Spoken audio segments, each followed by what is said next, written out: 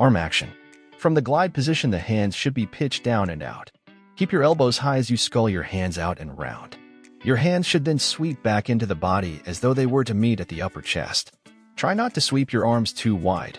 Remember, much of the propulsion comes from the legs, not the arms. Your hands can recover under or over the water, but your elbows should remain below the surface. Your arms can then stretch forward with your hands close together to restart the arm action. Arm action.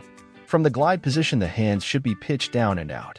Keep your elbows high as you scull your hands out and round. Your hands should then sweep back into the body as though they were to meet at the upper chest. Try not to sweep your arms too wide.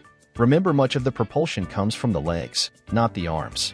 Your hands can recover under or over the water, but your elbows should remain below the surface.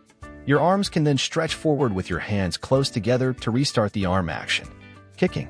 In contrast to front crawl, the majority of propulsion comes from the leg kick. Your knees should be just a little over hip-width apart, facing down, slightly out behind the hip line. Turn your feet out as they sweep out and backwards in a circular action. Keep your feet flexed rather than loose. The legs finish together, long and in a streamlined position with the feet in-toed. The legs are recovered to bring the heels towards the seat with the soles of the feet facing outwards.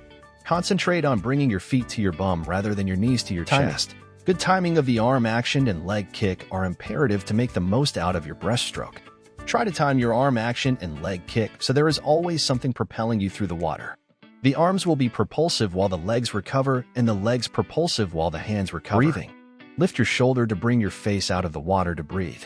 Don't raise your head. Let the head naturally rise with the shoulders so your chin is resting just above the water. Lifting your head rather than your shoulders can lead to back pain and lowers your hips, which will increase resistance.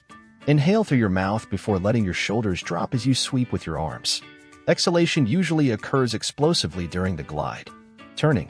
Your hands should touch the wall simultaneously below, at, or above the water surface.